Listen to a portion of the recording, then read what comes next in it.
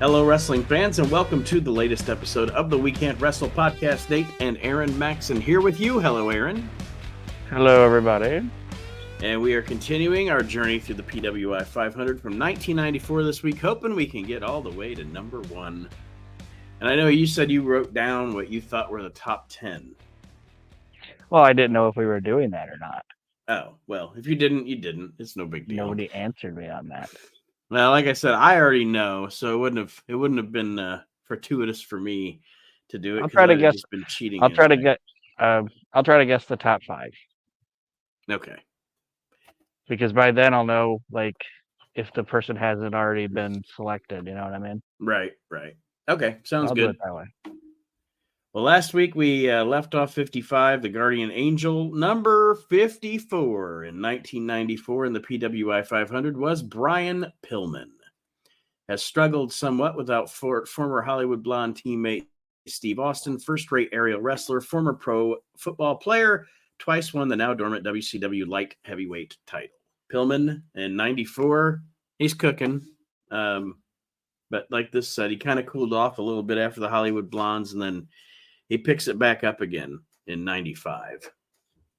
Yeah, and it was this. They both I don't want to say they both kind of cooled out, but they broke it up because WCW did that. When something would get too big, they'd cool it off for some reason. Yeah, and I don't think because they had plans for Steve as a heel, but they didn't have plans for Brian as a face. Mm-hmm. And I think a lot of what happened with the Hollywood Blondes had to do with Hulk Hogan coming in too. Yeah, I believe. Like I said, I think part of it also is that Brian had done such a great job as a heel that it's like after he went back to being a face, it was kind of like, I mean, he's still awesome. Don't get me wrong. Right. But it's kind of like you were such a better heel. Yeah, they're doing the chicken suit thing with fucking Parker, and it just wasn't great. Number 53 is Crush, 6'6", 322. Hawaiian native returned to the rule-breaking, but struggled infused with Randy Savage and Lex Luger. As a fan favorite, feuded with a rule-breaking Doink, now managed by Mr. Fuji. Funny thing about Crush is that heel turn that he did on Randy Savage is one of the coolest angles to me in WWF history. I really enjoy that angle. And then afterward, I don't know if it was because they did the angle in September, and they never even had their match until WrestleMania. So I don't know if it just got stretched out too long or what, but it wound up being a great angle that turned into not as exciting a feud. And then after that, he just kind of did boring shit with Lex Luger in 94, and then he got arrested. So. Yeah, and the payoff, it was the greatest thing in the world. It was a kind of a crummy match, and I know a lot of people give this era of Crush kind of whatever, but I liked Neon Crush. I liked Purple Crush. Yeah, I don't know. I thought his look at this time was cool and everything. Mm-hmm. Yeah. He suffered from a couple of things. He suffered from, like I said, that feud just they did the angle, way too long before they were going to do the actual one-on-one match at WrestleMania, and almost everybody, whether they were having good matches or not, because of the booking, I always say it, almost everybody in 94 was somewhat boring. But anyway. Yeah. Except for Owen and Shawn Michaels. Right. Number 52 is Jerry Sags. Held the WCW World Tag Team title with Brian Knobbs for months as the Nasty Boys. Superb flying elbow off the top rope. Extremely intimidating. Has decent solo skills. We discussed the Nasty Boys last week because Brian Knobbs was back there in the 60s somewhere. But yeah, they had some good ass matches in 1994. Yes, they did. Number 51, a guy that I'm more of a fan of than Aaron is. Number 51 is Johnny B. Bad. Former boxer has come close to the WCW US title. Flamboyant with superb left-hand finisher. Makes many charitable appearances. Still feuding with US champ Steve Austin. I was a fan of Johnny B. Bad. Not me. I wasn't really ever really a big thing. I just never did it for me. Mm. And I liked Johnny B. Bad. I liked the gimmick, and I liked Mark Marrow as a wrestler then. And I know people, some people like to shit on him. He was actually really good. And I didn't, as I go back and watch now, I was a big fan of Johnny B. Bad, but I wasn't a huge fan of him in the WWF as Mark Marrow when him and Sable first came in, because Vince was like almost vomit inducing putting them over, like trying to get them over, Yeah, and like they were Randy Savage and Elizabeth. it was part of it is because it was the first. Um, it was the first. He was the first guy to get a guaranteed contract, if I remember Mm-hmm. right. And he was, um, like a lot of people thought it was Taka, but Mark got a guaranteed contract, and he met Sable, and obviously was in love with her, and um, like originally he thought he was gonna get Johnny B. Bad. Like he liked the Johnny B. Bad. Everything I've heard, he liked the Johnny B. Bad character, and he thought that was his. And then he was like, "I don't own Johnny B. Bad. WCW does." So I think it was Vince trying to like not. I don't want to say. I mean, obviously it's his job to get people over, but I think it was just him like, I'm gonna turn it up even more because I don't want to look like a fool for signing this guy or whatever. Right, right. And he was boring. He was like the Johnny B. Bad character. Okay, I'll say it was kind of cool or whatever, but Wild Man was boring. Yeah, I I agree. think. I agree. And next guy is a guy we can both agree that we really enjoy. Number 50 is Too Cold Scorpio. Hell yeah. Now in Independence after leaving WCW, exciting high flyer, briefly held the WCW World Tag Team title with Marcus Alexander Bagwell, and frequently wrestles in Japan. Intelligent competitor, rarely allows himself to get out of control.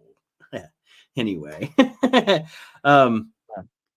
found that line to be funny. I think at this point he's on the cusp of going to ECW, but he's doing mostly Japan at this point. Yeah, and like we've said over and over again, like that dude was 5, 10 years ahead of his time, and nobody like I don't want to say nobody that big was doing shit like that, but not a lot of guys his size like that look like him were Mm-hmm. wrestling like that. You know what I mean? Yeah, and I mean, I would tell anybody who's a younger fan that maybe missed out on Too Cold, because as the Attitude Era died down, he never transitioned into the next era. You know what I mean? Yeah. Other And than doing he's a some guy. independents. Oh, sorry. Now, I would just say younger fans that haven't got to check out his body of work, I definitely recommend going and checking out some Too Cold Scorpio. Yeah, just not the promos. No, don't watch the promos. Hibbity bibbity bop. Hibbity bibbity bop. 49 is Tom Pritchard. Houston native is now part of the Heavenly Bodies in the WWF. A 6-time former USWA Southern champion, tough, talented, smart veteran is thriving under Jim Cornette's guidance. I wish the Heavenly Bodies would have got a run with the tag titles in the WWF. I do too, and they were obviously a really good team and everything like that. I just don't know if I don't know if Vince saw them as like a they're gonna be here that long type of thing. I don't know. And Tom was I don't know if Tom was old at that point, but he wrestled until about 96, and then he was done. Yeah, because the last thing he did, well, I mean, I think he did a couple of things afterward, but last thing he did was the skip and zip thing, and then Candido left, and he wrestled a couple matches on Superstars as just Zip, and then he's gone. And everything I've heard about the late Jimmy Del Rey, he wasn't really the best citizen. So no, kind of like, why didn't they ever put the world title on Scott Hall? Like, well, he's got some issues. That's why. Yeah. And number 48 is Steve Williams. Almost exclusively wrestles in Japan these days, but has talked about it competing in the States. Dr. Death, renowned for incredible strength and brutality, one-time University of Oklahoma football star. I'm pretty sure at this point, from 94 until he comes into the WWF and the stupid angle with Jim Ross in 99, I think he's pretty much exclusively in Japan. Yeah, he did a cup of coffee in ECW. Oh yeah, that's right. Yeah, that's right. He was mainly over there, and that's where he was making his money. So, and then he comes in, and like I said, 99, and yeesh. Now he did WWF. He came in 98, and he got fucked up. Oh yeah, 98. But yeah, the Brawl for All, and then he goes to WCW. There's tequila on the pole, all these types of things. So anyway, Steve Williams. I think we can be safe to say by 94, he's peaked. And he should have just stayed in Japan because he got over here and everything went fucking downhill. 47 is a guy you already mentioned, Jimmy Del Rey. The Gigolo is getting better every year. Had extensive Japanese experience before joining Tom Pritchard in the Heavenly Bodies. Excellent moonsault, getting the exposure he deserves in the WWF. The one little comment I'll say about Del Rey is Jimmy Del Rey, what I will give him credit for is when you look at him, you don't expect that in the ring. Yeah. Hell yeah, I'm never going to deny that he was great in the ring and he was a great character, but just like I said, everything outside of it, I just heard he was just a kind of a scumbag. But yeah, it's kind of like who else did we say that about? I don't remember. Oh, like guys like the Rock and Roll Express or whatever. Like if you don't know who those guys are, you're gonna be like, what are these guys gonna do? And they like rip it up, you know? Yeah. Or like that Wild Bunch team. Like I don't know. I like a guy like that, where you don't think you're gonna get anything out of it, and then he hits the ring, and you're like, holy shit. Holy shit. He can go. Number 46 is actually a guy I really liked from the global days and Texas and all that. Rod Price dominated global for much of 1994. Solid professional with a mean streak. LA native will always be known for losing his hair weave in a 1993 match against Chris Adams. I liked Rugged Ron Price. I like Rugged Ron Price too. Price. He was a good territorial wrestler. Mm-hmm. And I thought I don't know if he ever did anything in WCW or not, which I don't think he did. No, I didn't think he did, and I don't think he ever did anything in the WWF either. Oh, he never did anything in the WWE. I know that. I know he was in ECW for a little bit, but yeah, I don't think he ever even did anything in WCW. Yeah, I mean, and he seems like one of those guys, to be honest with you. He seems like one of those guys they would have brought up when they were doing the make superstars into superstar jobbers deal. You know, like Alex Porto and the Goon and Freddie Joe Floyd. Rod Price feels like he would have fit into that. But anyway, number 45, another little stocky guy, Chris Candido. Crybaby No More teams with Brian Lee as the Smoky Mountain Tag Team Champions, has faced Sabu in other federations. Rulebreaker loves trying high-risk maneuvers, improving rapidly. Not yet going to the WWF here. He'll be there in 95. He's still in Smoky Mountain at this point. Chris Candido. He's a guy that did his best stuff out of the WWE because WWE made him that character. It is what it is. But yeah, I liked him here in Smoky Mountain. He was awesome. And then when he got to ECW, I mean, he was even better. And I just, like I said, that guy was just, he's not at this point, but he was jacked to the gills in ECW. And I think he, unfortunately, of course, we lost him or whatever, but I think if he would have lasted a little longer, he probably would have wound up back in the WWE. I think maybe not as a worker, but as a personality. Yeah, and also at this point, I think at this point, if he's still alive, he's probably in the deal down in Florida. You know. Yeah. Number 44 is Randy Savage. When he he's wrestles, Sorry, Oh, go ahead. sorry. No, go ahead. Let's say Chris is also the only guy I think that has like a big legitimate right to fucking hate the click. I agree. Him, him, and Bigelow. Yeah. Number 44 is Randy Savage. When he wrestles, fewer better. Macho Man owns superb axe handle and elbow. Two-time world champion, failed in the WWF title bid against Bret Hart in WWF Japanese tour in May. My thing about Savage on this list, it's funny because I would actually rank him higher because even though he wasn't doing a lot on TV, he was doing a lot of great matches, putting over the upcoming guys. And he had the thing with Crush. And then, like, what was it? They had, like, Roddy Piper, who only had, like, one shitty match with Lawler all year, ranked so high. So I think, actually, Savage kind of got the shaft here. He probably should have been in the top 25 in 94. Yeah. You're right. And maybe it's like, I don't know. It's like, yeah, maybe he's not doing as much as he used to, but he's still doing it better than half the other people doing it. You know what I Yeah, mean? when he does it, it's good. So, Yeah. And he never lost it either. Nope. Nope. He was as good as he ever was till the day he stopped doing it. Yep. Even when he did that brief shit in TNA, whatever he did made an impact. It was over. He was good. Yeah.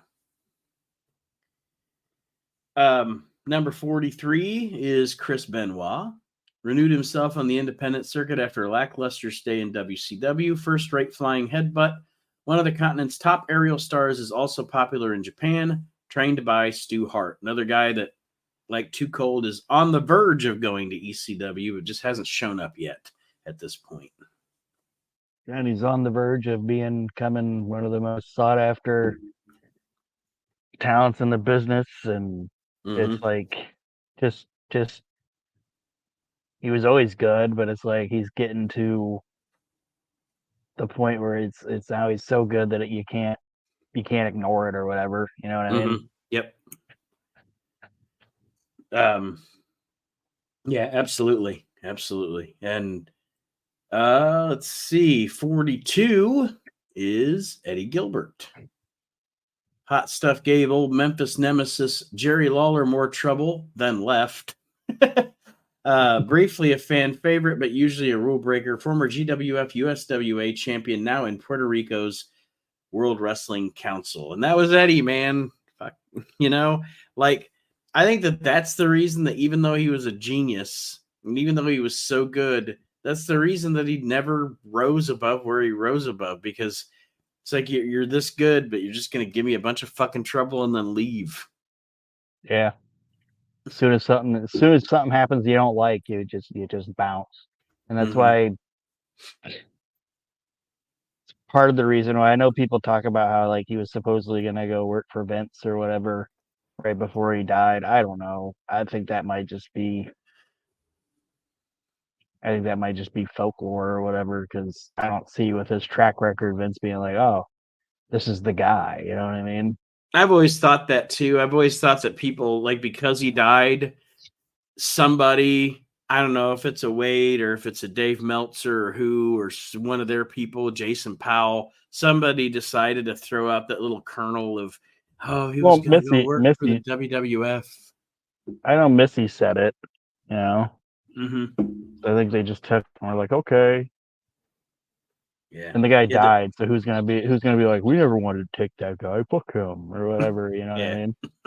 Just let it be. Number 41 is a guy that I was never a big fan of at all. You can hear me talk about him on Reliving the Extreme right now as we speak. Brian Lee, one of wrestling's rising stars, two-time Smoky Mountain champ, currently holds the tag team belts with Chris Candido, has prospered under manager Tammy Fitch, a determined rule breaker since mid-93. I didn't even like him in Smoky. Like, I just never dug Brian Lee. Yeah, I wasn't a big fan of him either. I mean, I understand why he always had a job. He was a big guy and whatever. The most entertaining he was when he was with Chris and Tammy, but right. Yeah, he doesn't really do much for me either. DOA was boring. Yeah.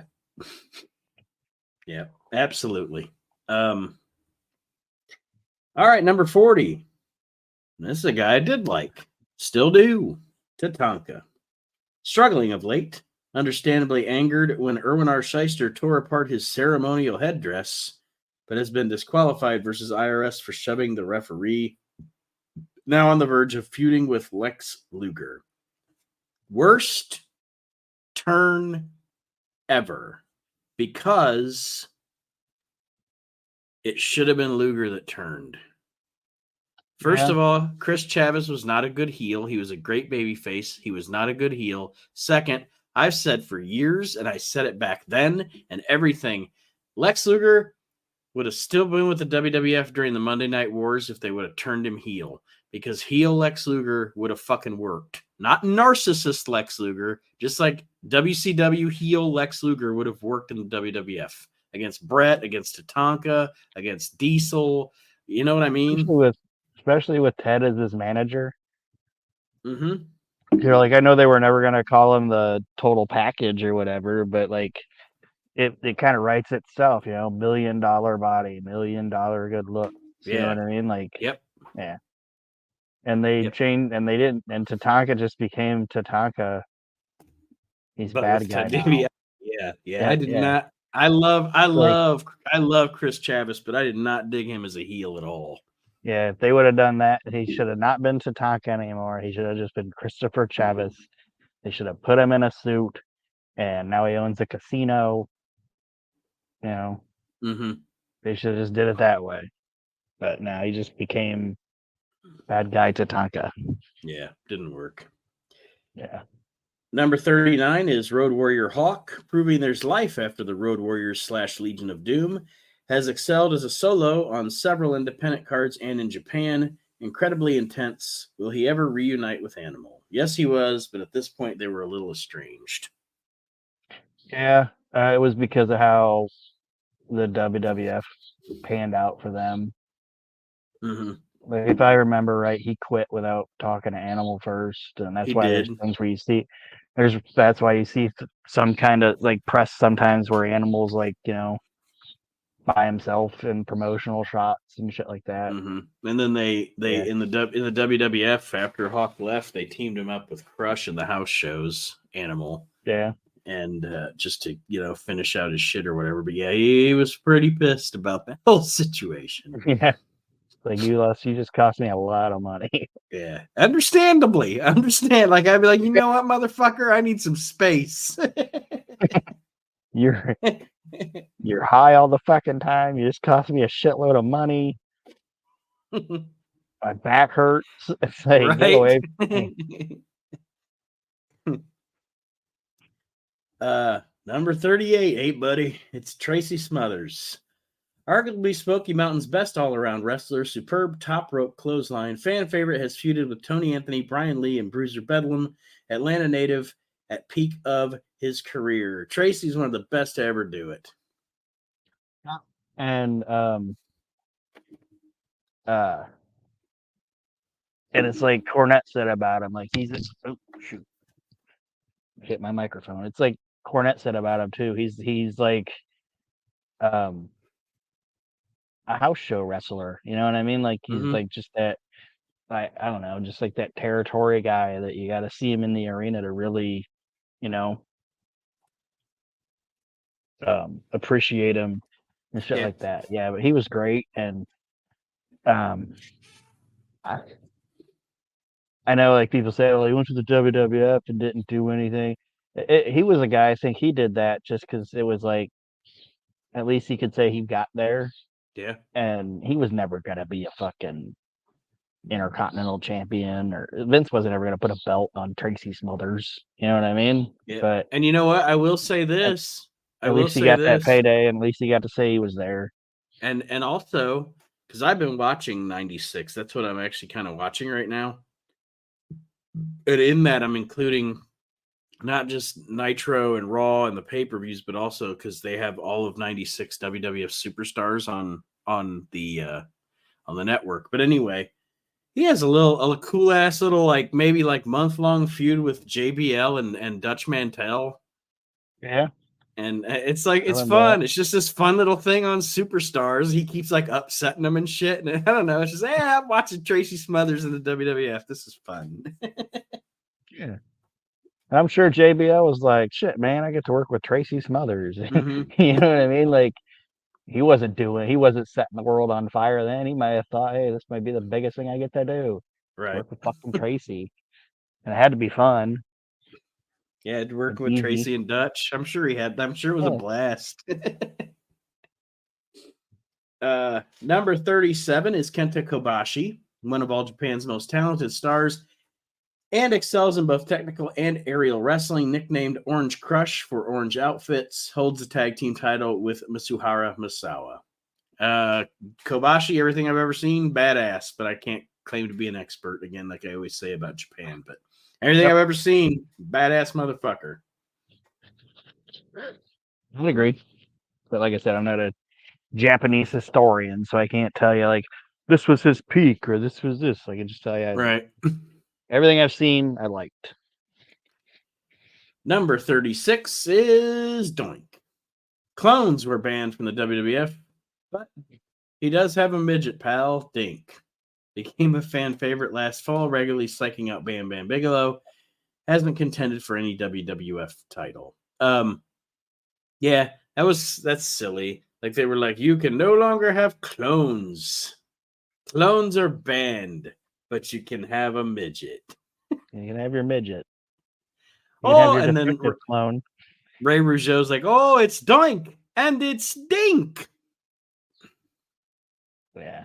And this is when you know that business is going to be rough for a couple of years, folks. Yeah. This is the thing. We'll see you in 97. I guess they start rebounding mid 96. Like once WCW pisses Vince off enough during the Monday Night Wars and like Nash and Hall leave and stuff, they kind of rebound. But yeah, for 94 and 95 are rough. This was how do I say it? Like he got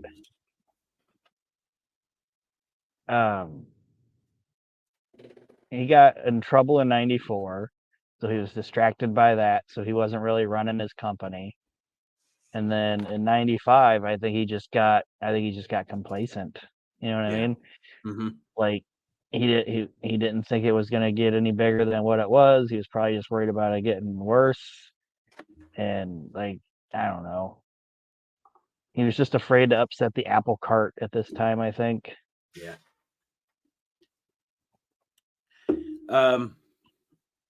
35 is Jeff Jarrett.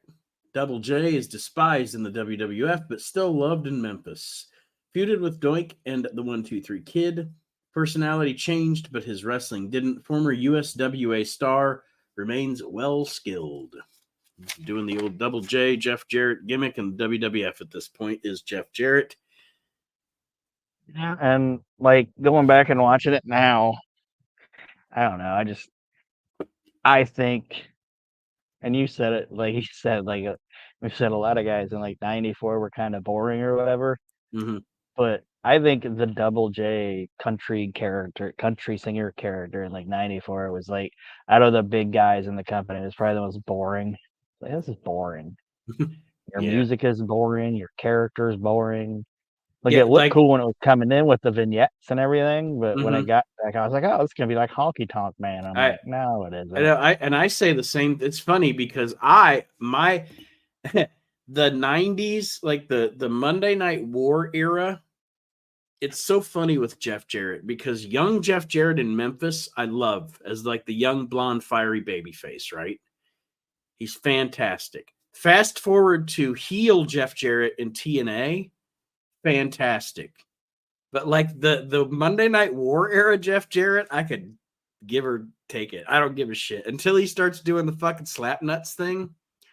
So like there's like a 5 or 6 year period. I'd say when he was with Owen, because they were a really good team. Yeah. But yeah, that's kind of around the time I'm talking about. Yeah. When he switched from like having long hair and shit and he got the kind of the crew cut and yeah. But yeah, that Like you you're said, right. him hit like WCW was bad, but him hitting like midgets and all kinds of shit with cars and everything, that was kind of fun. Mm-hmm. But yeah, just this era of Jeff Jarrett was just fucking boring. Yep. Like Did I nothing said, for me. fresh young babyface good guy Jeff Jarrett was great in Memphis, and then fucking asshole heel Jeff Jarrett with short hair was great, but the in between I could give or take. I don't give a shit. And I think, and like I said, with the vignettes, like you go watch the vignettes, he's got like Ronnie P. Gossett and fucking Miss Jackie's in there for a little bit. Mm-hmm. It's like maybe if they would have kept him with that little crew, it might have been Yeah. different. But just him by himself was just like, bleh, this is boring. Number I like this 34 little is motley crew of people. Just saying, I number like that little motley crew of yeah. people. Yeah. They stripped that off of him, and it's like whatever. Number 34 is Conan, arguably the most popular Mexican wrestler since Mil Mascaras, currently the IWC and AAA champion. Wide array of suplexes and finishers. Shaved Jake the Snake Roberts' head after beating the Snake in, Tijuana. At this time, not at this time in Mexico, Conan deserves to be in the top 40 in the 500. He is the biggest Yeah, fucking star in that country at this point. he's huge down there, and um, he's still a decent wrestler at this point too.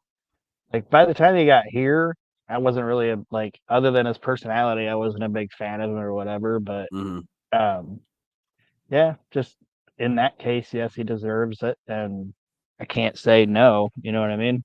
Right. Number 33 is Terry Funk. Just turned 50, but hardly shows it. Texas brawler with underrated scientific skills, starring in ECW and WCW, has had an incredible series of matches with Sabu, a respected legend. I mean, I'm never going to argue with Terry Funk being on any list, no matter what position he's in. At this point, if they would have put him at number one, I'd have been like, fine. But yeah, at this point, he's helping build ECW. He did the shit. This is 94 is the stuff where he did like the stud stable stuff in WCW too, isn't it? Yeah, he came in, he came back in like at the Slamboree '94 because he attacks Dustin, Mm-hmm. and I think he even did. Was it night? I think that was the year that he fought. Yeah, he fought. I think he fought Tully Blanchard at that pay per view too. Like they had their Legends match, and then he attacked Dustin. I do believe. I think you're right. And I think that was. And I think he was able to do both because that was that time when Paulie had something on WCW that he was trying to sue him over. Yeah, And that yeah, was when he because was starting to be able to like borrow people and shit. yeah, Like yeah, they because this is during this. instead of them, I'm sorry. I was just gonna say this is during the same time where Anderson and Eaton appear in ECW. So Yeah, because they were like, oh, we'll settle, and Paulie didn't want. He said he didn't want the money. He wanted the talent because he thought he could get more money being able to bring guys in than just one lump sum of money. I don't know what he had on WCW, but he had something on him. I don't know if it was when he was getting, if it was still fall fallout from when they fired him or possibly. whatever, but I think it was like a wrongful termination thing or something. Oh, his dad was a lawyer, so who knows? So yeah, Terry Funk 33, number 32, Shane Douglas, the ECW champion, nicknamed the franchise as former WCW star became a rule breaker, feuded violently with Terry Funk. Pittsburgh native is as crafty as they come, formerly managed by Sherry Martel. It's I, I'm a it's funny because I have actually, in hindsight, especially as we're watching ECW for Reliving the Extreme, in hindsight, 30 years later, I've actually become a bigger fan of Shane Douglas than I was back then. I wasn't a big Shane Douglas fan back then, even the ECW Shane Douglas. I don't know why. He just didn't capture my imagination. But watching him all these years later, and what he did in ECW and his body of work there. I wouldn't say he was great in WCW. Obviously, fucking was a fart in church in WWF, but I have more of a respect for him now than I did back then. Yeah, I've always liked Shane. I didn't mind. Like, I liked his team with Ricky Steamboat, and they did good shit there with like when they feuded with the Blondes and everything like that. So yeah, I never had a problem with Shane. But I was more of a WCW fan than you were. But yeah, I never had a problem with him. I don't. I think sometimes he thought and I still think that he thinks he's a bigger star than what he was. But And another thing I'll give him props for, and I always like to give guys props because Aaron and I go to conventions and stuff, and you know how wrestlers sometimes are like, sign your shit, get you moving, whatever. He was like Bob Backlund or Bill Eadie. Like Shane Douglas had a conversation with me. Like he wouldn't let me go. And he's telling me stories and stuff, and like we're buddies. yeah. And I mean, he was very personable, and I got to give him credit for that because some wrestlers aren't. But yeah, he was a really cool dude to meet too. So Yeah, I like I said, I always enjoyed him. Number 31 is Arn Anderson. Recovered from wounds suffered in last October's British hotel brawl with Sid Vicious. Tough and respected by all, a superb tag team wrestler, recently joined Colonel Robert Parker's stud stable. You can tell that the scissor brawl was a big deal when kayfabe PWI is mentioning it. Yeah, there wasn't a way to ignore that. Like, there wasn't a way to. You had to talk about that. There was no way of not. And honestly, it's lucky neither one of those guys died from everything I heard of it. And I don't know. You can't say anything bad about Arn Anderson. I don't think. Nope, and you can't say anything bad. There's no holes in the game. And you can't say anything bad about the stud stable either. Damn. Yeah, that was fucking cool. And Arn Anderson. Okay, so you know how we talk about Bobby Eaton's the greatest tag team wrestler of all time? Yeah. Like the greatest tag team in the world would be Bobby Eaton teaming with Ricky Morton. But anyway, Arn Anderson's like the greatest stable wrestler of all time. Like he was in the fucking Horsemen. He was in the Dangerous Alliance. He was in the Stud Stable. Like I was in the Heenan family. And the Heenan family. Fuck, I forgot about the Heenan family. Arn Anderson is stable wrestler of the century. Like all the best ones, he was there. Yep. Okay, let's see. Number 30, Brian Christopher, 6-time USWA Southern champ, now a fan favorite. Cunning, skilled, and extremely tough. Has recently teamed with Jerry Lawler in a feud against Eddie and Doug Gilbert. Brian Christopher, I love Brian Christopher. Brian Christopher and tell me if you think I'm wrong. Tell me if this Brian Christopher in Memphis is the prototype for what MJF is. Yeah, it's this little guy that talks a bunch of shit, but actually can back it up when he needs to. And yeah, in Memphis, man, if he was so fucking good in Memphis. As good as his dad. Yeah. And obviously had his troubles or whatever, but like up until that point, I mean, that dude was fucking great. And he was great when he got to the WWE. And it was like I said, he was never gonna be like, the biggest guy in that company, but he was great in the roles that he was given, and it's just too bad what happened to him. I agree. Number 29 is Mitsuharu Misawa, All Japan legend for years, has been United National title holder since mid-1992, has an incredible repertoire, purely scientific competitor, former Triple Crown champion, continues to get better and better. And again, I always say I don't watch a lot of Japanese wrestling, but what I will say is, for me personally, my favorite Japanese wrestler of all time is Misawa. Yeah, I don't watch like entire shows because, like, there's shows up on YouTube and shit like that. But I'll watch matches, and I never saw him have a bad match. He was a badass in the ring, and Yeah, I mean, there's a lot of greats. There's, Inoki and Baba and Saruta, and we talked about Kobashi earlier, and Riki Choshu and Masa Chono. But for my money, my favorite Japanese wrestler is Misawa. All right, 28, Rick Steiner, the more volatile of the brothers, a fine singles wrestler, though just a shade below Scott. Dogface Gremlin has a devastating clothesline, not seen much in the States in recent months. This is that this is that time where they have the weird time, like they faded out. I don't know what happened with the WWF. Like they lost the tag titles to the Quebecers. They're in the Rumble in '94. The Steiner brothers are not at WrestleMania, which was crazy. And then they come back, like Scott comes back and does like a King of the Ring qualifying match with IRS, which he loses. And then they go to Japan for a minute, which was even crazier because they were still under contract with the WWF. So I'm surprised Vince let them go to Japan.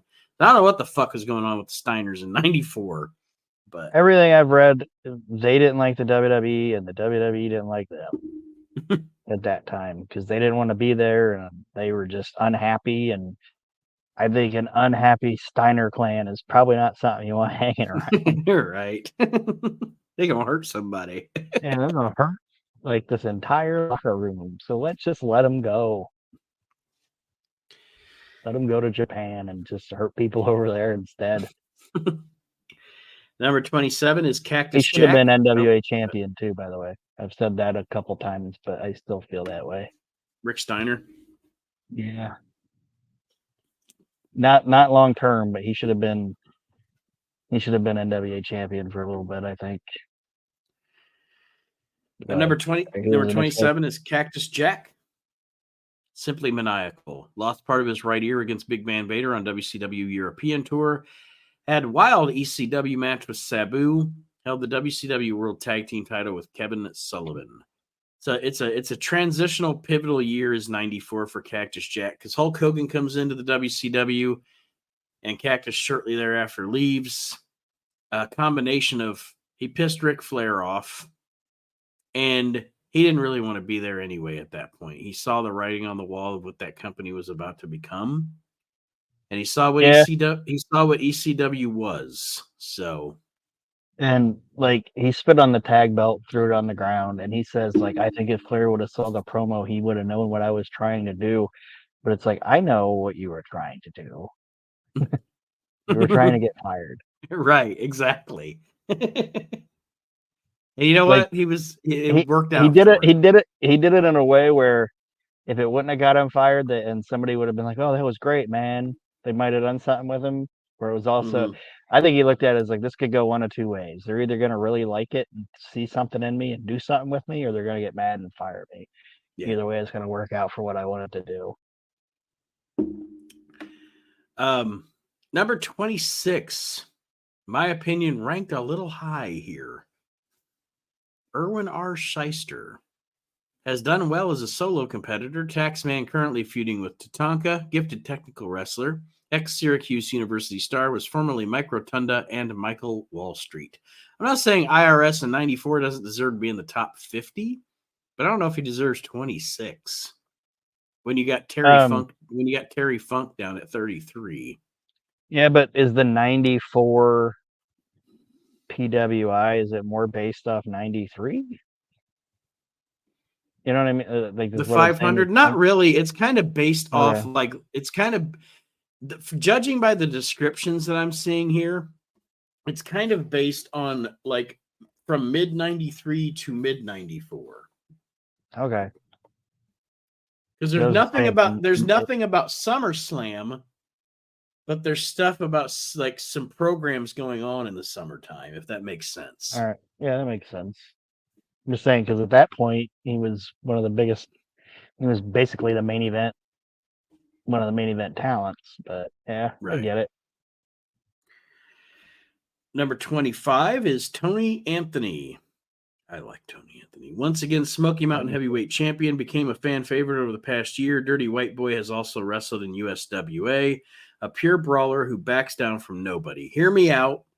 Tony Anthony is the last great territory heel. Yeah.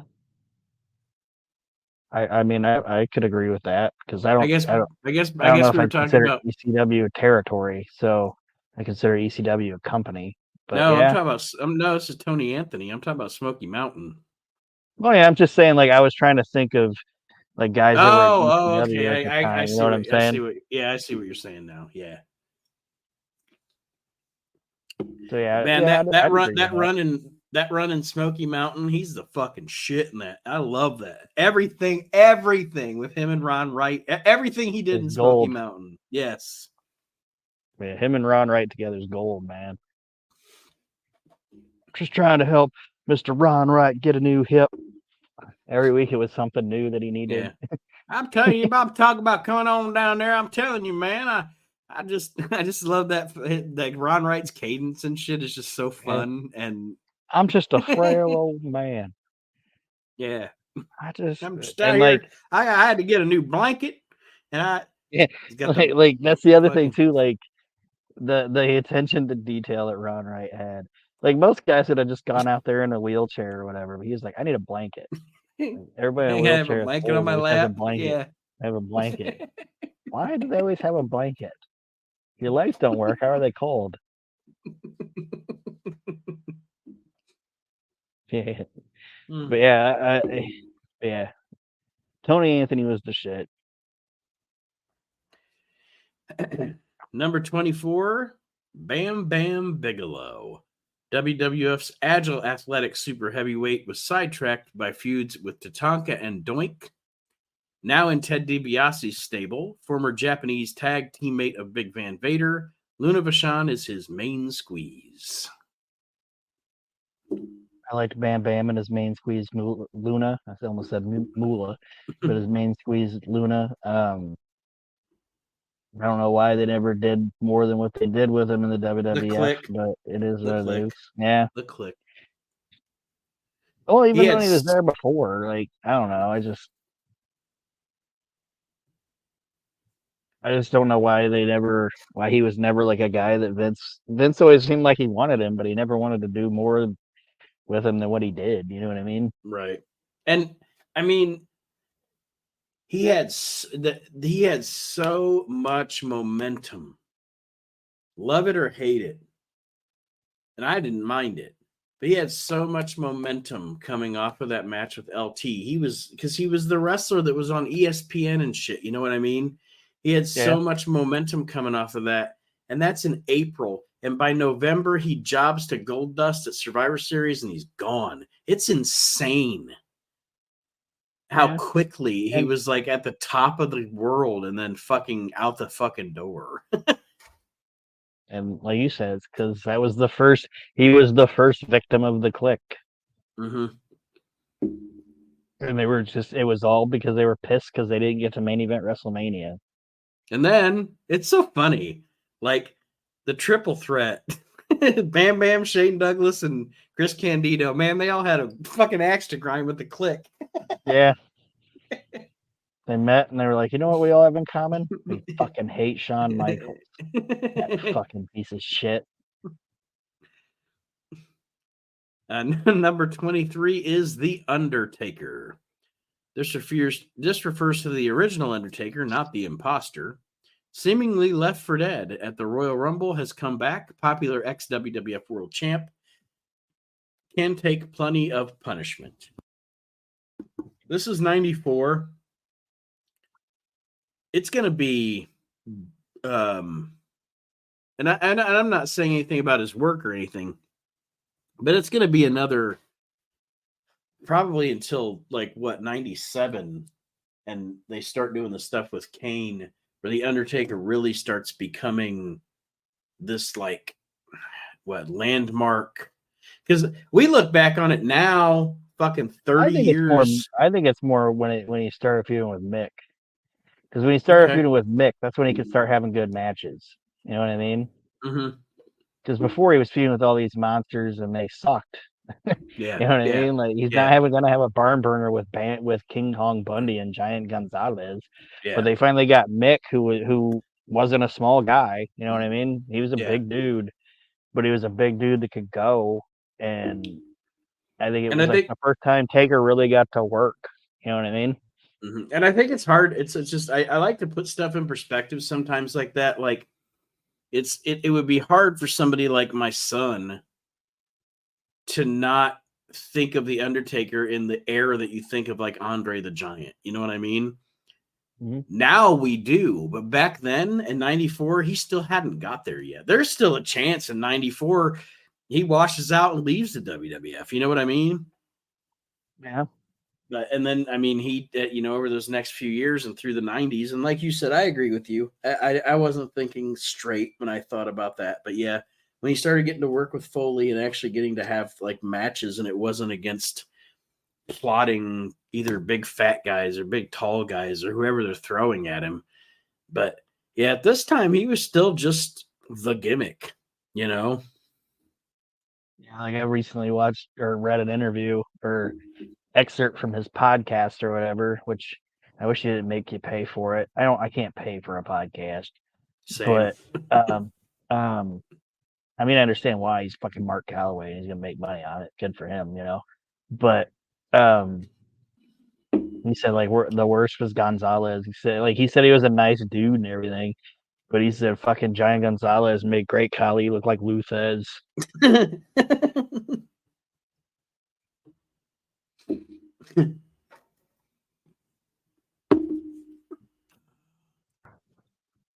All right, number 22. And in 1994, I can totally see this dude being ranked here because he's one of the best wrestlers in the world in 1994. It's the 1-2-3 Kid. Exciting young aerialist making impact in the WWF, briefly shared the world tag title with Marty Jannetty, did well in a world title match against Bret Hart. One of the best Did very matches well with that. ever. One of the best matches on a wrestling television show ever. Yes, and um, and like we said about Macho Man before, like there were times in his career where he kind of like it's kind of like his character was boring or whatever, but he was never bad either. You know what I No, mean? Like no. Sean Waltman was never terrible. There were times when, like I said, he kind of was a little boring just because of his character or whatever. But Mm-hmm. yeah, I'll never be able to say, oh, Sean Waltman sucked. Yeah. Nah, what was given to him sucked. But um, but yeah, at this point, yeah, I mean, the dude was fucking tearing it up, and he was just hitting his stride, like just getting better, and everybody, the right people liked him. You know what I Mm-hmm. mean? Like even people outside of it, like how do I say it? Like when people talk about the click or whatever, they'll be like, "Oh, Kevin Nash this or Scott Hall that, Triple H this, Shawn Michaels that." Nobody ever says anything bad about Waltman. Mm-hmm. Like Brett liked him and Bammer liked him, and I was just like, "Why do you hang out with those guys?" It seemed like it was his main thing, but yeah, he was always good, and Always. um, like they said, this match, um, like they highlighted his match with Brett, and like he was the first real moment of Monday Night Raw. You know what I mean? Yeah. So yeah, I can't say anything bad about him. Number 21, another fantastic fucking wrestler, Jushin Liger. Still the standard by which all aerial wrestlers are judged, multiple winner of the IWGP Junior Heavyweight title, has influenced many U.S. wrestlers despite infrequently appearing on this continent. Once again, one of the best wrestlers in the world at this point. Yes, and when he was over here, it was always exciting to see him. It was like I get more excited about seeing Jushin Liger than I would about getting to see Muda. I'd be like, hell yeah, Jushin Yeah. Liger. And with that outfit that he wore, he was ageless. You know what I mean? Right. Like Yeah. it never felt like he got old because you never saw him getting older. You know what I Right. Well, mean? I Like mean, his work shit. never. What, like 5-6 years ago, he did that shit in NXT, and it's like, hey, he might be old, but he don't look old because of the outfit. Yeah, because he can still go. You know what I mean? Mm-hmm. So yeah, I mean, if your work rate's still there and you can still go, you're never gonna look old because your whole fucking body's covered up. Number 20 is And it was Scott's. a and it was a badass look. Yeah. Fucking great outfit. Number 20 is, we already kind of elaborated when we talked about Rick, but number 20 is Scott Steiner. He and brother Rick wrestle mostly in Japan these days. Wonderfully skilled, originated the crushing Frankensteiner finishing move. Steiners have won world titles in WCW, the WWF, and Japan's IWGP. I don't think we have a lot more to say, but yeah, like I said, I always get why people like Scotty better, but I was a bigger Rick Steiner fan than Scott Steiner. Number 19, another guy that had a really good 94 match-wise and everything, and also kind of suffered from Hogan coming in, was Dustin Rhodes. Former WCW US champ, continues to impress. Became embroiled in a series of violent offbeat matches with Bunkhouse Buck, potentially a world title contender, first-rate Bulldog headlock. Is Dustin like... Would you agree with me that he's one of the top 5 guys with like DiBiase and Jake Roberts that should have been a world champion and never was? Yeah, I'd agree with that. I don't know if he was ever going to be world champ as Dustin, but I think Goldust should have been world champion. Mm-hmm. Maybe if Hogan wouldn't have came in, it might have happened for him, but possibly he was already, I don't know. He was already with the shit with his dad and everything like that. So I don't know, but yeah, I think Goldust at least should have been world champion. Number 18, and he's just, sorry. No, go ahead. I thought we're talking about 94 Dustin, but he's one of those guys that's just like kind of like Booker, where it's like he just keeps getting better. Like yeah. Like he didn't slow down as he got older. As he got older, he got better. Like every time he came back, he was better than when he left. He had that brief time, and he talks about it in his book and shit, where he had that brief time where he was like, depressed and pilled out and everything, where he did get sluggish and lost it. But once he recovered, he fucking recovered. And I mean, he's still just as good today as he was during what we're talking about here. Yeah. 18, Lord Steven Regal. Dominated WCW TV rivals and avenged loss to Larry Zbyszko for the title. Pompous British native, often aided by Sir William. Superb technical skill. Wrestled extensively around the world before joining WCW. Speaking of that WCW TV title, I will always contest the greatest TV champions ever are Arn Anderson and Lord Steven Regal. Yeah, and I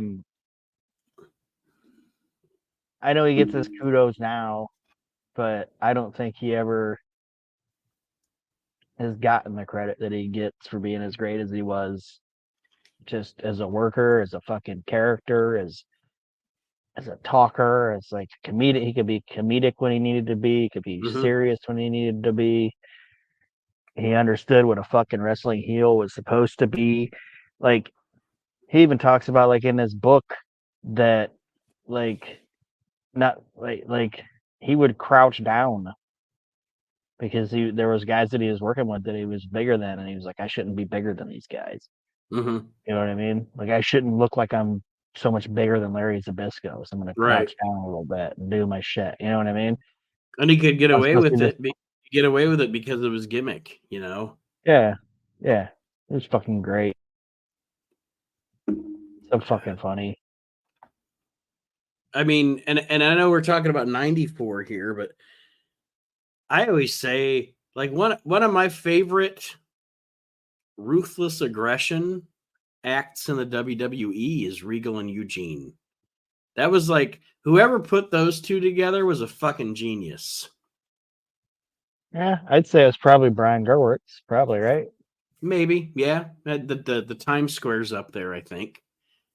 But just they were so good together, like Regal being at first reluctant and upset that he was in this situation, then he kind of grows to like this idiot. And I don't know.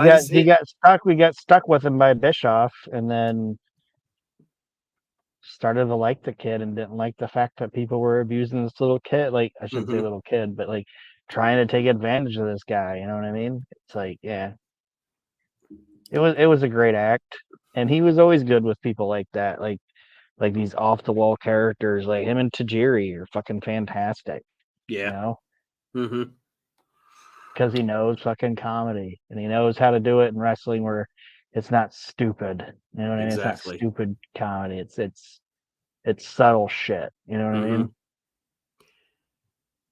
Like I always mention on the show, I know I do, but there's that match that Eugene has. I think it's with Lance Cade, and he gets the upset victory.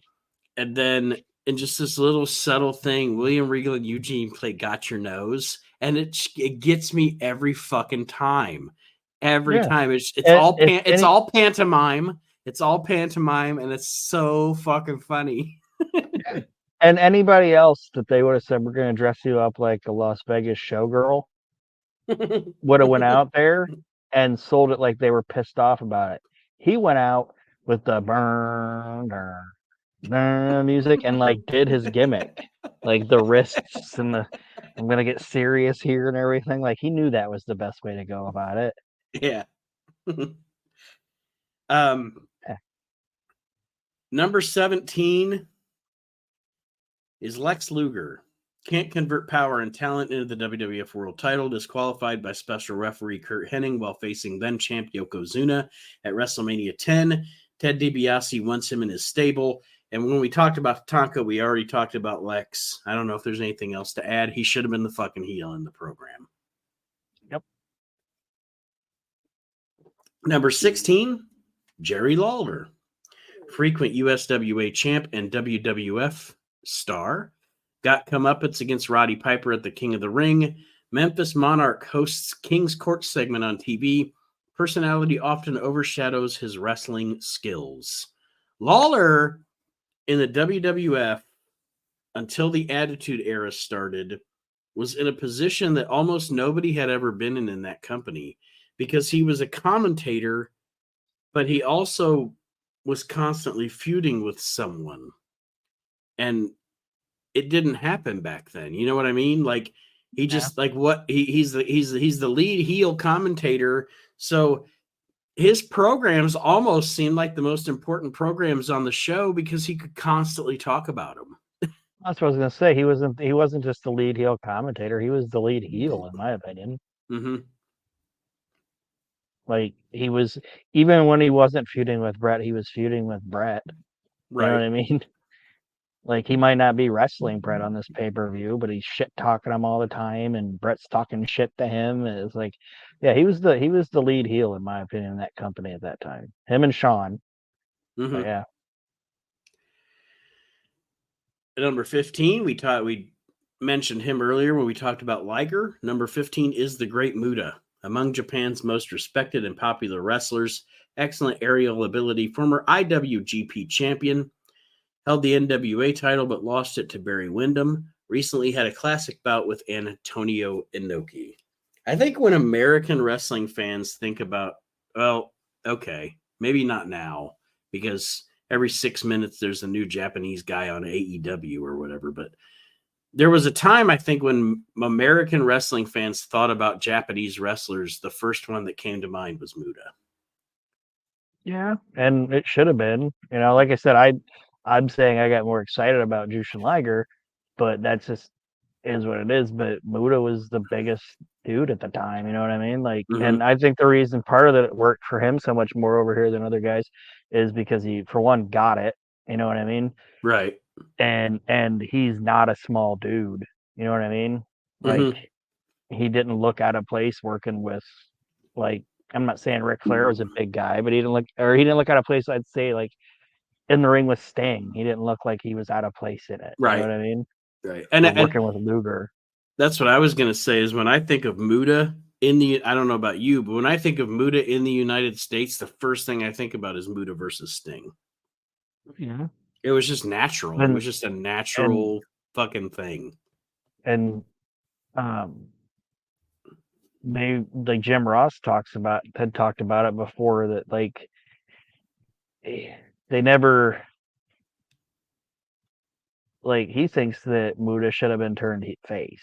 Like he's like in like 89 or whatever. Mm-hmm.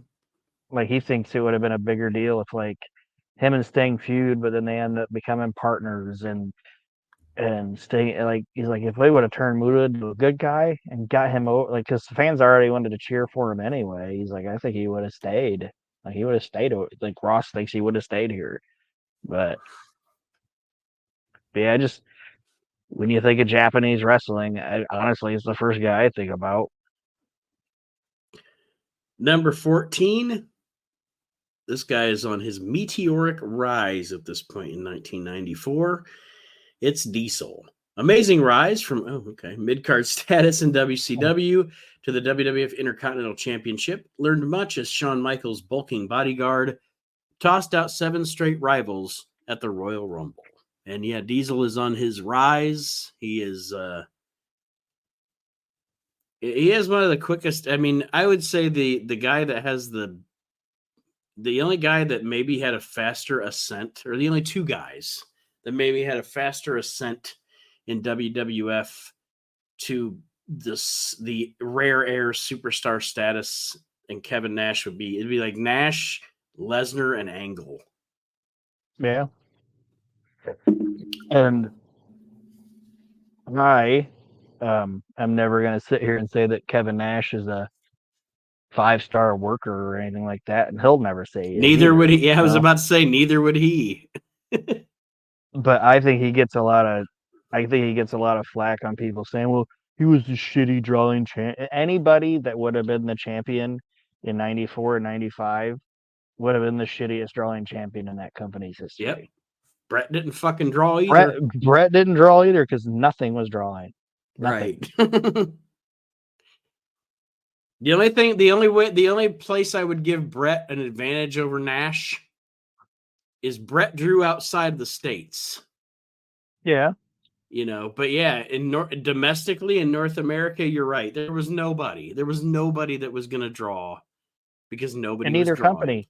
WCW wasn't fucking making money hand over fist either. Mm-mm. You know what I mean? Like until the NWO, Hogan didn't fucking draw in WCW. Nope. I mean, that first big match with Flair drew, but overall he didn't move the fucking needle until the NWO. Yeah, and like I said, I think so when people bash Nash for that, I think it's kind of he was an easy target at the time because he was the champ, but nobody would have been. I agree, and successful in that position. I will give him this too, and we're not talking about 95. We're talking about 94, but just to give him also his credit, when he was champion, depending on who they had him in the ring with also made a difference because he had great fucking matches with Brett. He had great fucking matches with Shawn Michaels. I mean, if you throw him in the ring with, God bless him, Sid, Mabel, of course he's not going to get it. You know what I mean? Yeah. Like, of course they're going to suck. He was just... Go ahead, sorry. Number 13 is Rick Rude. Overbearing, egotistical, but a great wrestler. Left WCW in spring amid retirement rumors. No, because of Hulk Hogan. Beat Bret Hart in the finals of the Inside Wrestling Computer Tournament in 94. Superb finisher in Rude Awakening. Yeah, Rick Rude left WCW because he didn't want to fuck with Hogan. Yeah, and he was hurt. Like, he got fucked up in that match with Sting, but that was just I'm hurt, so I'm going to go home thing. Yeah. But yeah, he saw the writing on the wall, and he didn't want to fucking... I don't want to say he didn't want to work with Hogan. Hogan didn't want to work with him. Hogan didn't want to work with anybody that was going to fuck him up or could fuck him up. You know what I mean? Mm-hmm. Like, he chopped the nuts off of Vader and just, yeah. He didn't do good with Flair because he knew, like, I think he wanted to do good with Flair. I think he thought he was going to go there and was going to be like, how, like, say what you want to say about WCW as a promotion, but that fan base was very loyal to the people that were there. You know what I mean? Yeah. Mm-hmm. Like WCW was very much these are our guys crowd. Like that Southern crowd was very much these are our guys, and that's just how it was. And I think when he got there and started working with Flair, he was like, oh shit, these people are still into Flair. They don't want me. You know what I mean? So let's get rid of Flair. Let's get rid of Vader. Let's get rid of Rude. That type of thing. Number 12 is a guy that I think should actually, for impact on the business, and again, this is kayfabe PWI 500, so it's a whole different thing. But I'm glad he's ranked this high. But for impact on the business in '94, I think this guy should have been top 10. It's Sabu, brilliant, high-flying master of mayhem. Has had wild matches in recent months with Terry Funk, Chris Candido, and Cactus Jack, among others. Hardcore favorite, former ECW champion. Sabu is changing things in 1994. Oh, definitely. And he's kind of reigniting a stagnant, kind of independent wrestling scene, you know? Mm-hmm. Because the independent scene was still just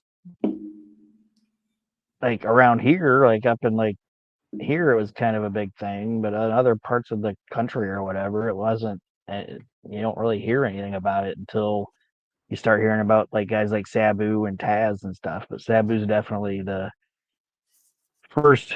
How do I want to say, like the first indie darling? You know what I mean? Right. Number 11 is Yokozuna. Surprising Samoan sumo star's second WWF World title reign lasted 9 months until loss to Bret Hart at WrestleMania 10. Strong but plotting, Mr. Fuji and Jim Cornette oversee his career. Yoko has, I don't know, kind of an odd 94. I mean, he loses the title at WrestleMania. He's not even on SummerSlam. He rolls into the feud with Taker. When Taker comes back, he loses the casket match at Survivor Series, and then he's gone until WrestleMania 11. I don't know if he was dealing with health issues or what was going on, or they just decided to cool him off because they were smart and didn't want to just job the big guy out. You know, I don't know what the deal was.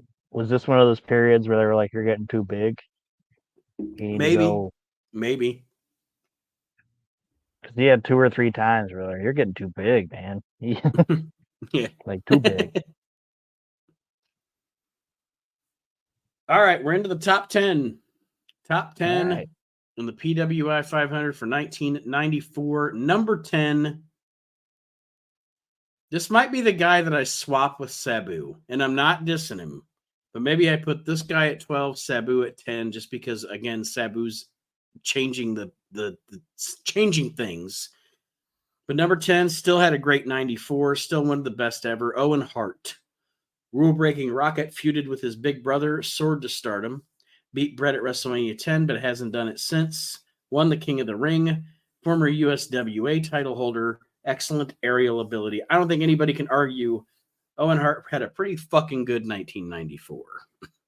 Yeah, and like I said earlier, he was one of the only things that wasn't boring. Mm-hmm. Like him and Bret was kind of like, I don't want to say Tommy and Raven, but it kind of was. It was like a lot of shit stemmed off of that, and it was his first year of being able to show people what he could do. Yeah. You know what I mean? And I think it's one of the best decisions a guy ever made when they went, because Vince wanted it to be Bruce. Yeah. He wanted Bruce to turn on Bret, and Bret was like, I think it'd be better if it was Owen. Yeah. Bret knew. Yeah. Like, I don't know about Bruce. So yeah, I mean, it was the first, and it was like I said, it was the first year that really got to show people what he could do. and he's one of the best fucking wrestlers on the planet. And the whiny heel Owen is great. That's why I kicked your leg out of your leg. Your leg. I love when he brings Yoko in and he hugs him. Yeah. Because he knows, like, I'm going to super easily win this. Yeah, I'm definitely going to win. I'm definitely going to win the championships tonight. But he hugs him. He's like, yeah. Number 9, Rick Steamboat. Lost controversial bout to Ric Flair at Spring Stampede, rekindling memories of their classic series of matches in 1989.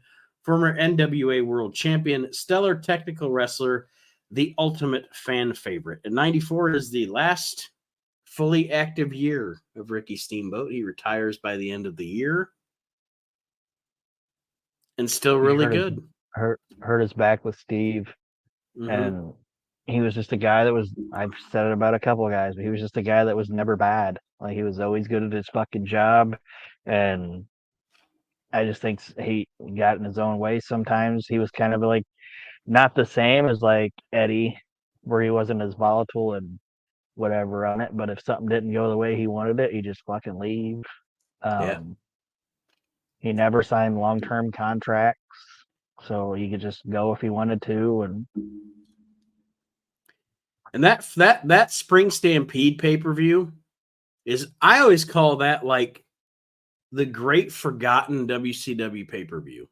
Oh, it's like the best WCW pay-per-view of all time. Yeah, that's what I'm saying. It's right before Hogan comes in, so they're finishing up everything before the Hogan era starts. And from top to bottom, it's like one of the best wrestling shows you'll ever see in your life. Yeah, like everybody, like people talk about WrestleMania 17 or whatever. Mm-hmm. That's the one where everybody's like, oh, it's like, the end of the Attitude Era or whatever, right? Yeah. That's 17. It's kind of what that's kind of their WrestleMania 17. Like, yeah, we're wrapping up closing out this era. Yeah, we're wrapping up our entire fucking history at this point. Like with Steamboat and Flair, you're never gonna see this one again. Like, we're gonna go ahead and present you Beefcake and Hogan after this. Yeah, you know what I mean? Alveder Zane, yeah. Number 8 is Sting. 3-time WCW World Champion. Might have made it 4 had it not been for Sherry Martel's interference. Stinger Splash remains potent finisher. Once bout against new WCW champion Hulk Hogan. Sting's the guy that stuck it out. Like, you know what I mean? Like, he was like, well, Hogan's coming in. I got 2 choices. I can skedaddle or I can stick it out. And you know what? To his credit, he stuck it out. He stayed loyal. And they pay him a lot of money. Yep. A lot of money. And he never says it, but I think that's part of the reason why he never went to Vince. I don't think Vince was willing to pay him the money that WCW was willing to pay him. And at the end of the day, it's a business. You know what I mean? Mm-hmm. Mm-hmm.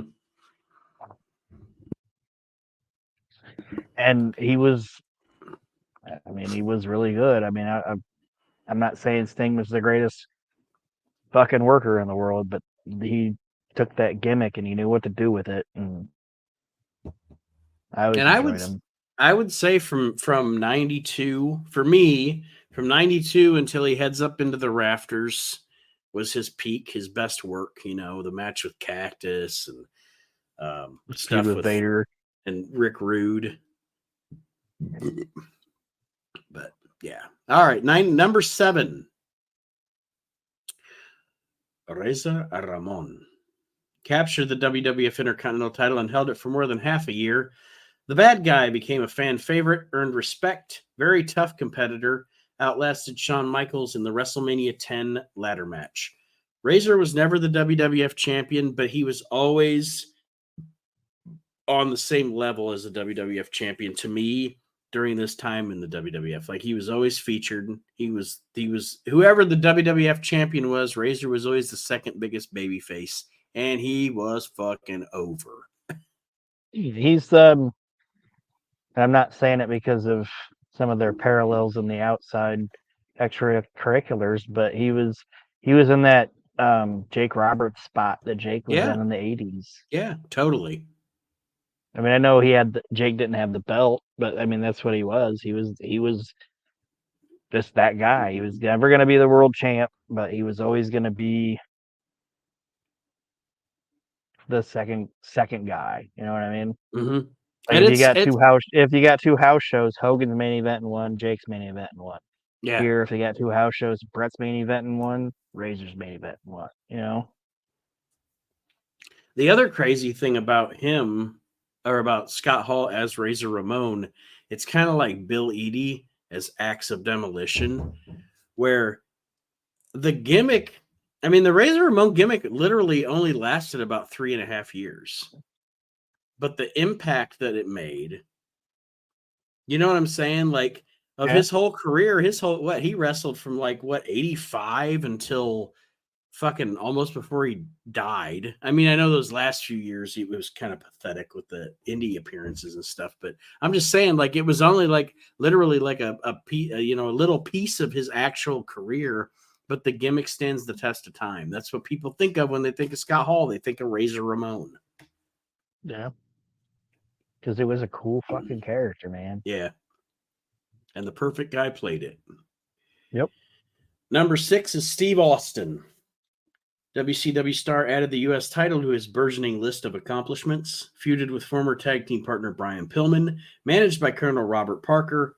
Awfully sneaky, but awfully good. That's what people say about me. But anyway. He's who I thought was going to be number 5. So now I got to rethink. But yeah. He had a great 94. Oh, he had an awesome 94. It was when he was still healthy and he always looked good, but he was still healthy and he was gifted with like great opponents like Dustin and Brian Pillman and Ricky Steamboat, and it's like guys like that. It's like, how are you not going to be fucking good with those guys? You know, Mm-hmm. he wrestled Muda. Like, yeah, he Yeah. had a great 94. And he also started he kind of started with the Blondes. But he also, I guess I'll say that, yeah. It started with the Blondes, with him and Brian being fucking little assholes. But he also started to show, even back then, the kind of stone cold attitude, you know? Yeah, him being with Brian gave him more confidence. Mm-hmm.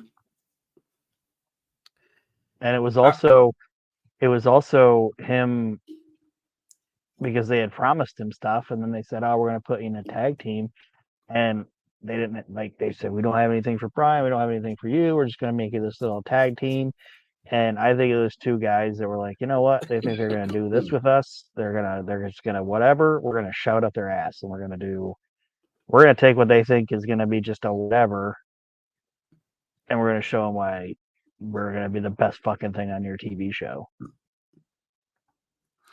All right, so you said Steve was your original number 5. So who would you move into the number 5 position, and we'll see see how it lines up. Trying to think of people we haven't talked about yet. So I'd say number 5 is gonna be Shawn. Number 5, Shawn Michaels. Has been somewhat inactive while Bodyguard Diesel holds the WWF Intercontinental title. Cocky, obnoxious, tenacious, and talented, 2-time Intercontinental Champion, hosts the Heartbreak Hotel segment on Federation telecasts. Shawn has go ahead. Sorry. No, I was just going to say that's part of the reason I thought Shawn would be 5 is because he was still working, but he wasn't doing a lot. He was doing kind of like what Piper did. Mm-hmm. Where it's like, you want to watch me wrestle, you have to pay for it. Like, you have to come out to the arena. You know, Well, and also what hindered him in 94 at this time was there was so the ladder match at WrestleMania, after that, and nothing against Razor or anything, he was totally on board with everything to do with that.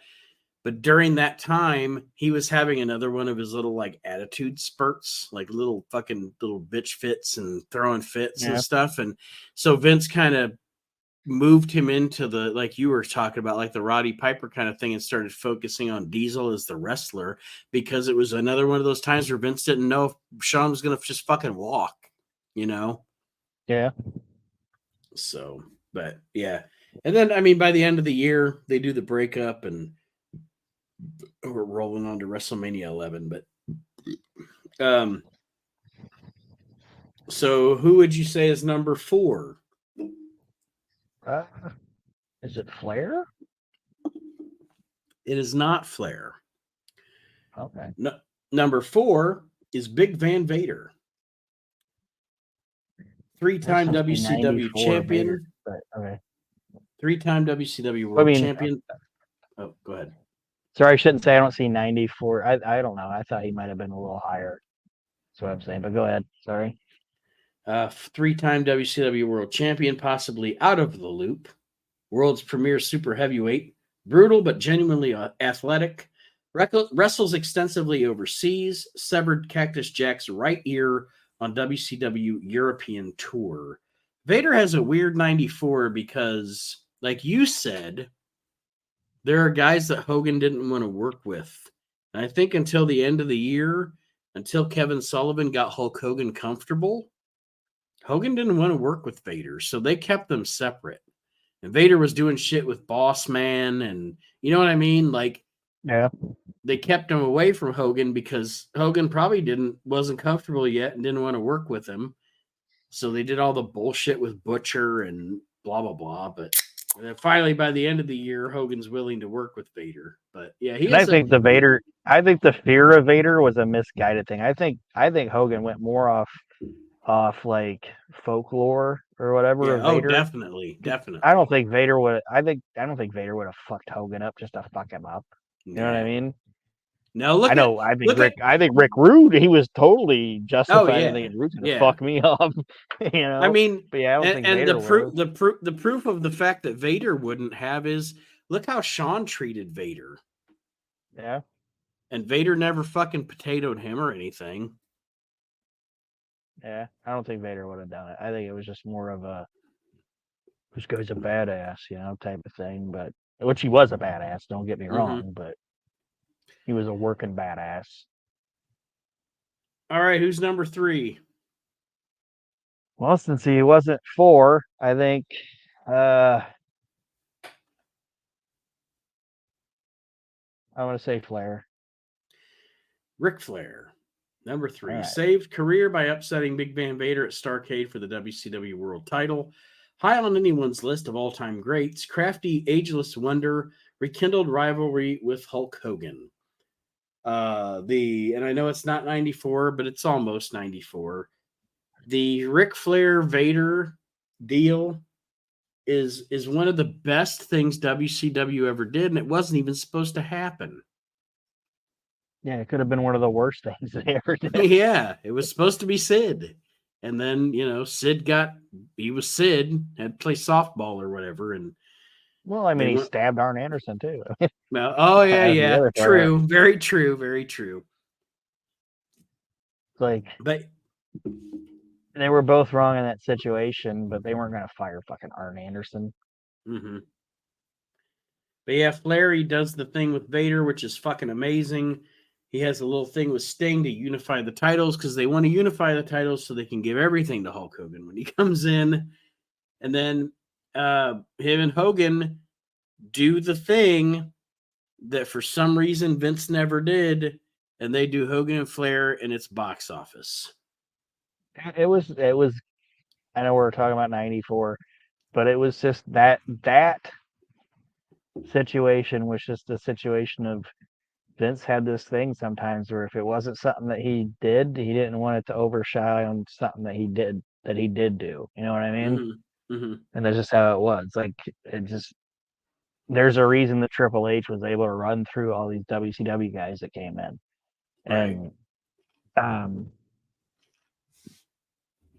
but yeah, this is the last. I think this is probably the last year that Flair was happy. like completely happy in wrestling. And he was still doing great work, and he kind of got shit on because like he helped bring Hogan in. Like he did the legwork to get him there, and then it just kind of all backfired on him a little bit, and he was just never the same. All right. You know who the top two are, but now the problem is who's number one and who's number two. I'm strictly going off the fact that PWI tends to, and I think it's, if not, I don't think it's, a lot of times, sometimes I'll be like, I don't know if it's right they do that, but I'm hoping they did it this time because they tend to be more WWF centric at this time just because of where they're at. So I think number two is Hogan. And you're right. Hulk Hogan beat Ric Flair for the WCW title, joining Flair and Buddy Rogers as the only men to win the WWF and NWA WCW world titles. Lighter than in the past, expanded his repertoire accordingly. And I will say, I totally agree with this for a couple of reasons. First, Brett was better in 94, but also, technically, Hogan only wrestled for 6 months in 94, where Brett wrestled the whole year. So that's why I would definitely say that. But yeah, Hogan, this was, for those of us that lived through it, this was wild. 94, seeing Hulk Hogan in WCW was fucking wild. Now, it resulted in some bombs, but this initial, like when he first came in, they did the match with Flair at Bash at the Beach.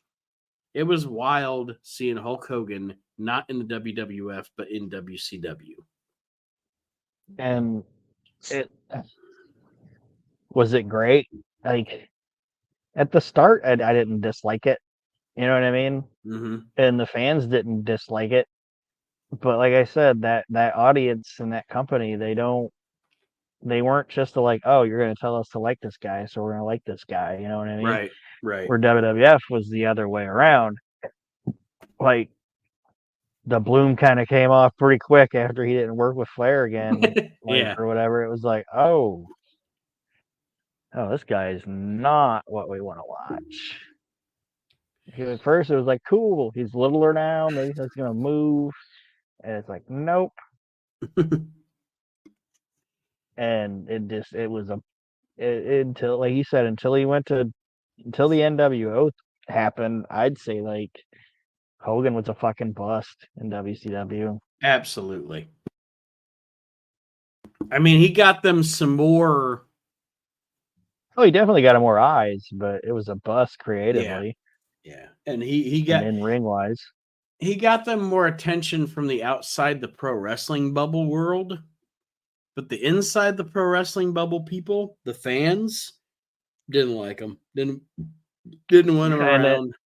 And one of the main things too is that in 94, like we were saying, like wrestling wasn't a big thing, you know. So in 94, the people that were watching wrestling were wrestling fans. Right. You know what I mean? It wasn't just like fly by night people that it's like, no, this is the cool thing to watch. So these were people that were like, you know what? We were tired of you in 92. Right. And you were gigantic or whatever. You know what I mean? It's like, we're even more tired of you now, and you look like shit compared to what you looked like before. So yeah, I don't know. I think that was part of it too. And number like one is. Go ahead. Sorry. No, go ahead. I was going to say you could even see it somewhat on those early Raws. That crowd wasn't so much into him as what. Oh yeah, no. Thought, you know what I mean? Yeah. That Manhattan Center crowd was a smart wrestling crowd. Yeah, like one of my.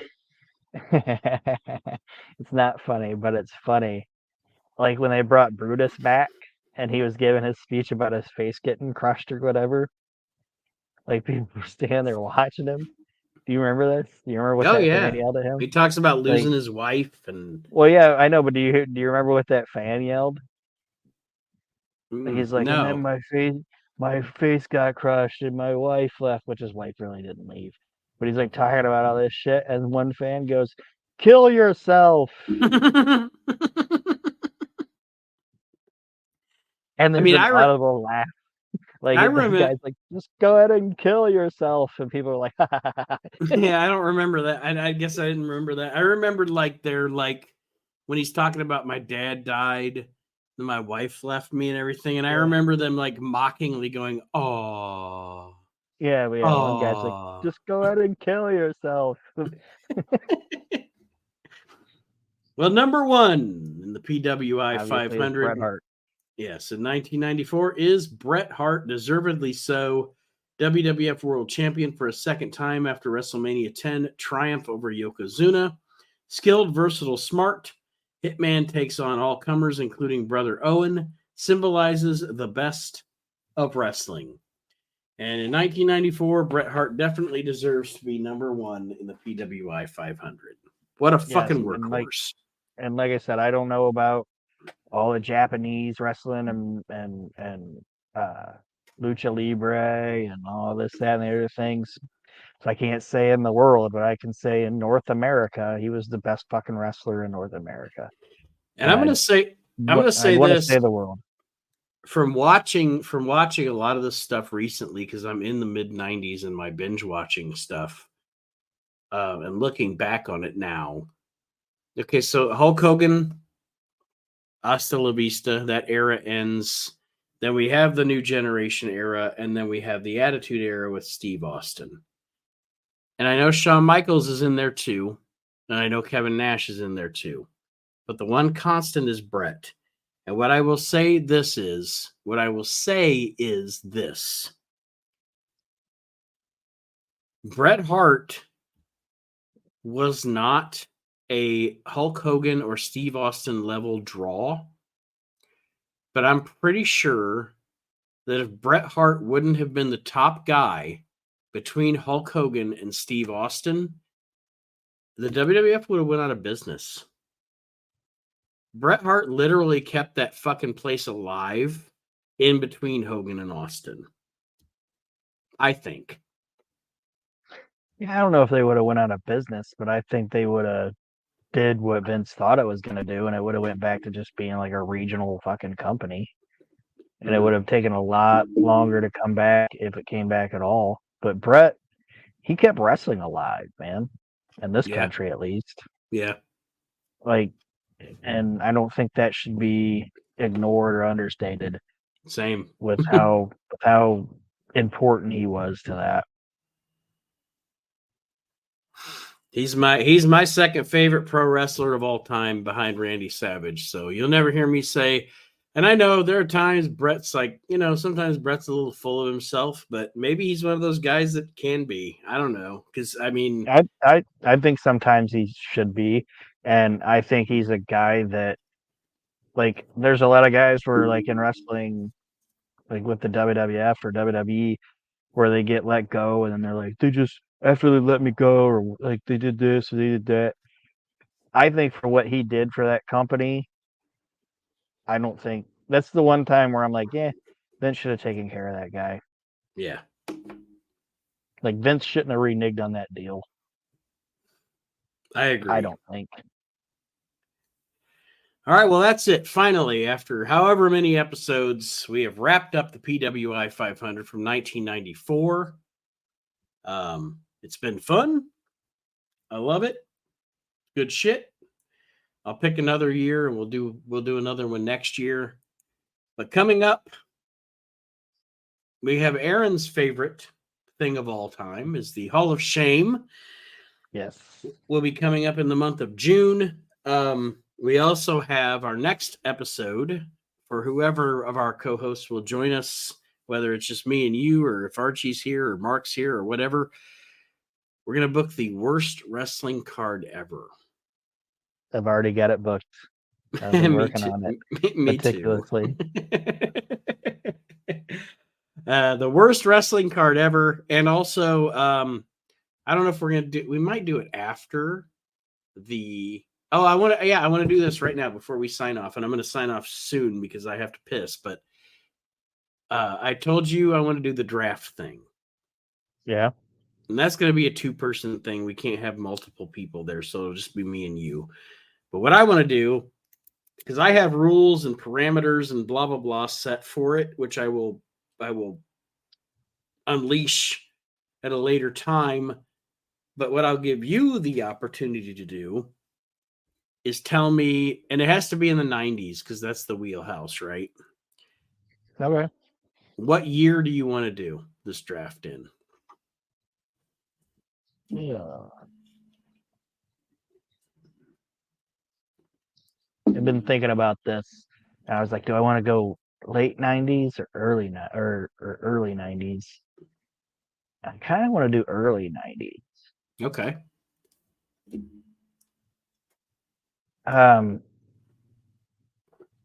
And the talent base in the early 90s in 1992, I think, was the best. All right. You got it. Because guys from the 80s were still active, and there was guys that were going to be bigger stars later in the 90s that were bigger, that got even bigger. So I'd say 92. All right. Sounds good. So that's what we'll do. We'll do 92. Like I said, I'll unleash all my stupid rules and regulations and shit that I've worked on for it at a later date on you. But so that's a few things coming up, folks. The draft, the worst wrestling card ever, the Hall of Shame. That might get us through the summer. But that being said, Aaron, any parting words for our listeners before we sign off? No, because I'm kind of in the same boat you are. Just keep listening, guys, and like, share, review. Word of mouth gets the show out there. All right. And that being said, we'll see everybody next time around for the worst wrestling card ever here on the We Can't Wrestle podcast. Have a great weekend, everybody.